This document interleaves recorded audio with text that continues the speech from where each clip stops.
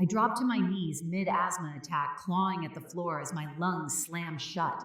My younger sister held my rescue inhaler inches from my face, smiling like she was watching a show. "Gasp, loser," she whispered. Behind her, my parents watched and didn't move. That was the moment I learned you can suffocate in front of your own family, and they'll call it being dramatic. 19 years passed before I saw that moment again, this time playing on a courtroom screen. And just before the video ended, something happened that none of us were prepared for. My name is Abigail Carter, and for most of my life, I believed silence was the only way to survive my family. I grew up in a house in Seattle that always looked perfect from the outside: freshly trimmed hedges, polished windows, a front porch my mother decorated every season. But inside, the air felt thinner, tighter, like you had to earn every breath you took. Eleanor, my mother, ran the home the way some people run companies: strict, polished, no room for error. My father, Thomas, sat quietly in the background, a man who believed peace was maintained by never choosing sides. And then there was Vivian, my younger sister, the golden child, the one they said just needed a little extra attention. They never said what I needed. The older I got, the quieter I became. Not because I lacked opinions, but because I learned early that my voice only caused problems. At the dinner table, Vivian would talk about school projects or weekend plans, and my parents' faces would light up. Whenever I tried to speak, the energy in the room shifted. My mother stiffened. My father glanced at the clock, and conversation moved on, like I was never there. By 16, I'd mastered the art of disappearing. The only person who ever truly saw me was my grandmother, Margaret. She smelled like lavender and old books, and she had this way of listening that made you forget the world outside her living room. With her, I wasn't dramatic or difficult or invisible. I was simply Abigail. Some weekends, I'd escape to her place, helping her water plants or bake whatever recipe she was determined to perfect that month. She'd rest her hand on mine and say, "You're stronger than they know." Those words carried me through more birthdays than I care to admit, birthdays my own family often forgot. I remember turning 16 and waiting for someone to mention it at dinner. No one did. Vivian had a cheer competition that weekend, and the entire house was covered in posters and glitter. I sat through it quietly, telling myself it didn't matter that Grandma would remember, and she did. She always did. When I got into college, I left a thick envelope on the kitchen counter so my parents would find it. The next morning, it was gone. My mother never brought it up. My father said nothing. I called the admissions office myself to confirm I'd been accepted. Back then, I told myself these were minor things. Families weren't perfect. People got busy. But there's a danger in normalizing harm. Eventually, you stop noticing you're being erased. And 19 years later, when the past finally clawed its way back to me, I realized someone else had been paying attention all along. It started on an ordinary Tuesday evening, the kind of night where the world feels peaceful enough that you almost believe the past can't touch you. I came home from a long day at the office, kicked off my heels, made tea, and opened the stack of mail on my counter: bills, a flyer, a charity envelope, and then one that froze me mid-sip: a subpoena. It ordered me to appear in a Seattle courtroom for a defamation case: Vivian Carter Monroe, for Rebecca Torres. For a moment, I just stared at the name, my sister's married name, printed in bold at the top. I hadn't spoken to her or my parents in 3 years. Portland had become my clean slate, a place where no one called me dramatic or difficult or too much. But now the law was pulling me back into the orbit I'd spent half a lifetime escaping. I set the subpoena down, telling myself to breathe. I didn't know a Rebecca Torres. I didn't know what Vivian had gotten herself into. And yet some instinct deep in my chest, old, bruised, half-healed, began to ache. That night I did something I hadn't allowed myself to do in years. I looked up my sister online. Rebecca's blog appeared within seconds. The headline mentioned workplace bullying, exclusion from meetings, credit stolen, rumors spread. Typical corporate cruelty, until I reached the last paragraph. It said Vivian has a pattern that goes back decades. Ask her sister about the asthma incident. Ask why their family spent years making sure no one believed her. My breath hitched. I reread the words 3 times, my hands trembling by the second. No stranger should have known about that day, my knees on the carpet, my lungs collapsing, the inhaler held out of reach, the smirk. And certainly no one should have known about the years afterward when my family insisted I was dramatic, forgetful, emotional, when they turned every memory into something I imagined. But someone did. Someone had seen the pattern. Suddenly, little fragments I'd buried began surfacing like debris after a storm. Grandma calling me one night, confused, saying she hadn't heard from me in months when I'd left 3 voicemails that week.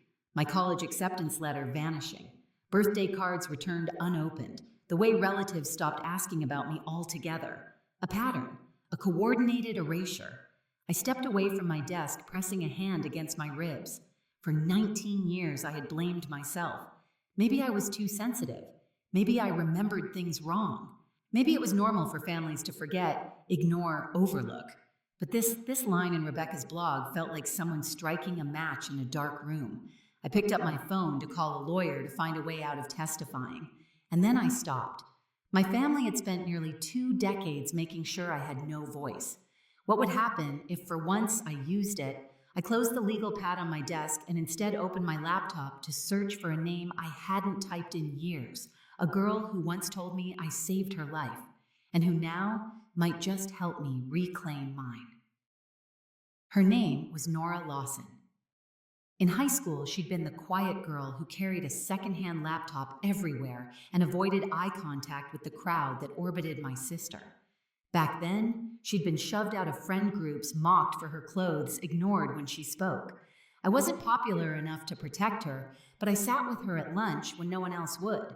Years later, she'd become a digital forensic specialist in Portland, someone who spent her days recovering deleted records, piecing together digital trails people thought they'd buried. When I called, she didn't hesitate. "Bring anything you have," she said. "If they erased you, we'll unerase you." Her confidence steadied me in a way I didn't know I still needed. 2 days later, I walked into her office. The space was small, but filled with humming equipment screens, glowing with lines of data processors stacked neatly on metal shelves. A place where truth didn't disappear just because someone wanted it gone. I reached into my bag and pulled out the only object I'd kept from my childhood home, a thin DVD in a paper sleeve, labeled in Vivian's handwriting, Family Memories 2004. I had taken it with me when I moved out at 18, though I had never watched it. Even touching the sleeve made my fingers tense. Nora slid it into her system. "Let's see what your family didn't mean to save," she murmured. Within minutes, a small window opened on the monitor, the living room from my childhood home. The camera shook slightly as Vivian's younger voice filled the speakers, giggling as she zoomed toward herself in the reflection of the dark TV screen. My stomach knotted. I remembered that camcorder. She used to record everything: breakfasts, chores, arguments she wasn't supposed to hear. And then the footage shifted. The camera pointed at the carpet, my hand clawing at it, my body collapsing into frame, my voice rasping. I felt my throat tighten just watching. Vivian's voice, sharp, gleeful, cut through the speakers. "Look at her, she's so pathetic." The inhaler dangled in the corner of the frame. She stepped closer, blocking my desperate reach. Behind us, my parents on the couch, motionless. I swallowed hard, my palms pressed to my knees as if trying to ground myself. "That's enough," I whispered. But Nora's expression changed, not at the video, but at something else. "Abigail," she said quietly, "there's more." The disc wasn't just video. It held email archives automatically copied years ago when Vivian burned the DVD on the old family computer. Dozens, no hundreds of messages between my mother and my sister. Nora opened one. 2 days after the asthma attack, Eleanor. "Delete the video and don't mention it to Grandma. We need to keep up appearances." Vivian already did. I told her Abigail refused to come downstairs because she was being difficult again. "Eleanor, good. Keep it up. We can't let this ruin your relationship with her. Too much at stake." I felt something in my chest collapse. Not fear, not even grief. Recognition. This wasn't neglect. It was strategy. 19 years of my life rewritten by people who shared my last name. I straightened, wiped my face, and whispered, "We take this to the courtroom." Nora nodded. "And Abigail, you're not the one who should be afraid anymore." The morning of the hearing felt unreal, like I'd stepped into someone else's life. Seattle's courthouse rose above me in clean lines of glass and steel, reflecting a sky that couldn't decide whether to rain or clear. I tightened my coat around my shoulders, the cold spring air brushing against my skin as I walked through the doors. Every step echoed with a truth I'd spent 19 years convincing myself wasn't real. Inside the courtroom buzzed with quiet conversations, shuffling papers, the soft scrape of chairs being pulled back. Rebecca sat with her attorney near the defense table. She looked small in her blazer, but steady. When she saw me, her expression softened, gratitude mixed with fear. She had been bullied, yes, but she had also become the first person in years to speak my truth out loud. Then the doors opened again. Vivian entered. She looked exactly as I remembered: polished hair, tailored coat, perfect makeup, the image of a woman who believed she had built the life she deserved. Eleanor walked behind her wearing a calm smile she reserved for church committees and holiday gatherings. Thomas followed, last hands in his pockets, eyes cast downward. When Vivian saw me sitting beside the defense, her face froze. She blinked once, twice, as though trying to make sense of the impossible. Her attorney leaned in to whisper, and she straightened, masking panic with practiced confidence. The judge entered, and the room shifted instantly into silence. "Court is now in session," she announced. "We will begin with the plaintiff's testimony." Vivian stepped onto the stand as though she owned the air around her. She spoke in a polished, steady voice about her career, her reputation, the harm she claimed Rebecca had caused. She described herself as a supportive colleague, a generous mentor, a woman blindsided by betrayal. I watched her build a narrative, brick by brick, a tower made of polished lies. And then her attorney delivered the line that opened the door for everything to come. "Your Honor, the plaintiff wishes to demonstrate that these allegations rest on fabrications stemming from her sister's unstable history." The courtroom tilted. Vivian didn't glance my way, but I saw the tension in her jaw, the subtle shift in her shoulders. She intended to use me as her shield. The judge turned her gaze toward me. "Ms. Carter, the court acknowledges your presence. You are listed as a witness. Please approach." My pulse hammered as I stood, but Nora had prepared me for this. "Truth doesn't need theatrics. It only needs light," Vivian's attorney began the moment I was sworn in. "Ms. Carter, is it true that you've been estranged from your family for years?" "Yes," I answered. "And would you say your recollections may be influenced by emotional distress or unresolved issues?" "No," I said calmly. "My recollections are influenced by what actually happened." He smirked. "Isn't it true that your family expressed concern about your mental stability when you were younger?" "They expressed it behind my back," I replied. "Never to my face, and never with any professional assessment. It was not concern, it was a tactic." A murmur rippled through the room. My attorney stood. "Your Honor, the defense would like to introduce a set of documents authenticated by a certified digital forensic specialist." The judge nodded. "Proceed." Nora approached the screen at the front of the room. With a few keystrokes, she displayed the first email. The timestamp glowed in the corner. "Eleanor to Vivian, delete the video and don't mention it to Grandma. We need to keep up appearances." Gasps echoed around the courtroom. Vivian lurched forward. "That's taken out of context." Nora clicked again. "Vivian." "Already did." I told her Abigail refused to come downstairs. She believed it. "Eleanor." "Good. Keep going. Too much at stake." The judge held up a hand. "Ms. Monroe, you will remain silent while the evidence is being presented." Vivian sank back, eyes wide, breath shallow. Then came the line I had waited 19 years to hear spoken by someone with authority. "Before we begin," the judge said, turning to the room, "let's watch a family video." My stomach twisted, not with fear, but with anticipation. The truth was no longer mine alone to carry. The lights dimmed slightly as the footage emerged on the screen. Me at 17 collapsing onto the carpet, my fingers stretching toward the inhaler. The sound of my own gasping echoing through the speakers like a ghost dragging chains. Vivian's voice rang out, chilling and bright. "Gasp, loser." A few people in the gallery covered their mouths. On the screen, my parents sat motionless on the couch, watching, not moving, not helping. The judge's expression tightened. Rebecca's attorney looked stunned. Even Thomas closed his eyes, shame radiating off him like heat. But Eleanor didn't look away. She stared at the screen with a cold stillness that chilled the room. Then the camera caught something else, a reflection in the glass cabinet. Vivian holding the inhaler behind her back, smiling. When the video ended, the silence was so thick I could hear the hum of the overhead lights. Vivian rose unsteadily. This is edited, this isn't. But her voice broke. Her hands shook.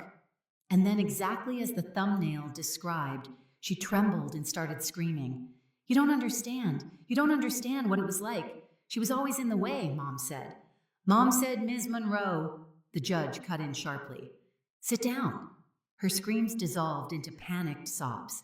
Eleanor reached for her, but Vivian jerked away, unraveling in front of everyone. For the first time in my life, I witnessed the truth strip away every layer of their carefully crafted image. The judge cleared her throat. Based on the emails, the video evidence, and the documented pattern of behavior described in testimony, the court finds that the plaintiff's claims lack credibility.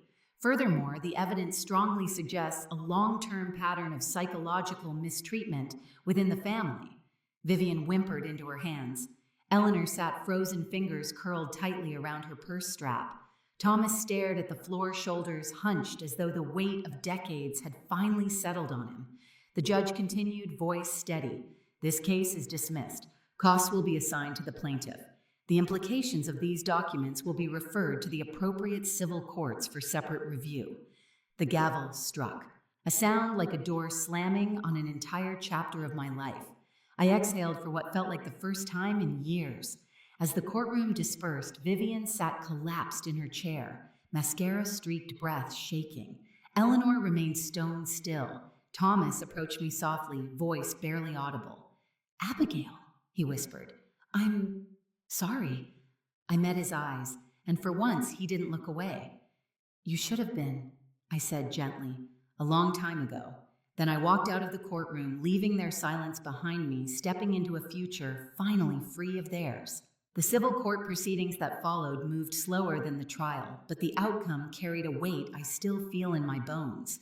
The judge reviewing my grandmother's estate examined every entry in her journal, every email Nora recovered, every instance where my mother and sister had painted me as unstable or uncaring. What emerged was a pattern so deliberate it no longer surprised me, only clarified what I had spent years trying to name. In the end, the ruling was clear. The original inheritance had been influenced by deception. Vivian was ordered to return roughly $180,000 in assets she'd already folded into her life renovations, a car weekend retreats. For a woman who'd built her identity on being the favored one, the financial blow was nothing compared to the public unraveling. Her employer launched an internal review. Her husband filed for separation. By summer, she was living alone in a small apartment across the city. Eleanor didn't lose money. She lost something she valued more, her reputation. The community she'd cultivated for decades, the church groups, the neighborhood circles, the polished image of a devoted mother collapsed under the weight of her own words, preserved in email archives. Invitations disappeared. Conversations stopped. She became a woman people whispered about instead of admired. As for Thomas, he reached out once more, this time with honesty. He didn't ask for forgiveness. He asked for understanding, and I gave him the only thing I could space to start over, but not walk back in. And me, I finally exhaled. I created the Margaret Carter Fund, a small foundation helping survivors of family psychological abuse rebuild their lives. It felt like giving back what my grandmother had given me, proof I was never invisible. In the months that followed, I learned something simple but life-changing. Family isn't defined